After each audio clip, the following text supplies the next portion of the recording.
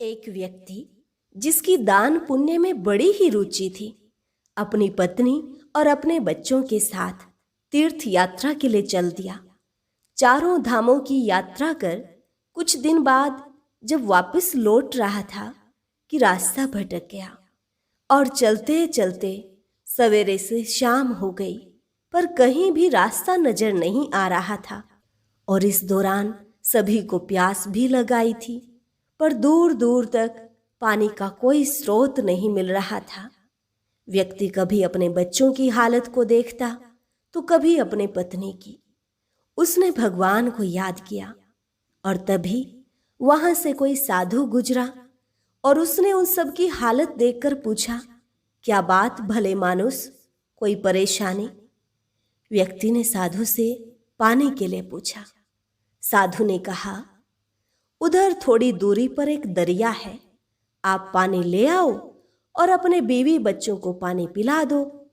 वो व्यक्ति अपनी पत्नी और बच्चों को बिठाकर पानी लेने चला गया और जैसे ही पानी की बाल्टी भरकर ला रहा था, बीच रास्ते में ही उसको कुछ प्यासे व्यक्ति मिले और उससे पानी मांगने लगे। उसने उनको सारा पानी पिला दिया और दोबारा पानी की बाल्टी लेने चला गया, लेकिन उसको बीच में ही कुछ व्यक्ति फिर से मिल जाते हैं और फिर वो उनको पानी पिलाने लग जाता है। इस प्रकार करते करते उसका काफी समय बीत जाता है। उधर साधु से बच्चों की हालत देखी नहीं जा रही थी, तो वो खुद ही पानी लेने के लिए चल दिया। साधु ने रास्ते में उस व्यक्ति को पानी पिलाते देखा और पूछा कि तुम यहाँ पानी पिला रहे हो और उधर तुम्हारे बीवी बच्चे प्यास से मर रहे हैं।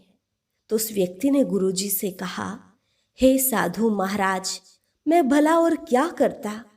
मैं इन व्यक्तियों को ऐसे प्यासा तो नहीं छोड़ सकता था ना, मैं भी उलझा हुआ हूँ।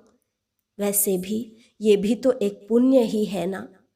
तो गुरुजी ने कहा, तुम डबल पुण्य भी तो कमा सकते थे ना, अगर अपनी बुद्धि का प्रयोग करते। व्यक्ति ने हैरान होकर पूछा, वो कैसे गुरुजी? गुरुजी ने कहा, तुम भी उनको दरिया का ही रास्ता दिखा देते जैसे मैंने तुमको दिखाया था। इसके कई लाभ होते। एक तो वो सभी व्यक्ति अच्छे से पानी पीकर अपनी प्यास मिटा लेते, और दूसरा तुम्हारे जैसा कोई प्यासा व्यक्ति उन्हें मिलता तो वो भी औरों को रास्ता बता सकते थे और तुम्हारे बीवी बच्चों को भी पानी नसीब हो जाता।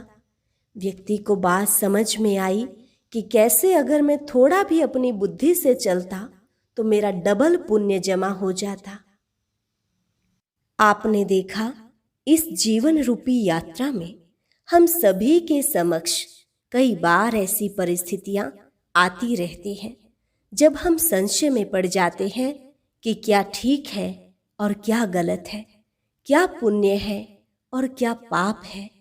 तो हमें हमेशा अपनी बुद्धि से काम लेना चाहिए, और बुद्धि हमारी सही निर्णय तभी ले सकेगी जब हम थोड़ा आध्यात्मिक बने और ज्ञानी महापुरुषों के संपर्क में रहें। अच्छा, फिर मिलते हैं एक नई कहानी के साथ।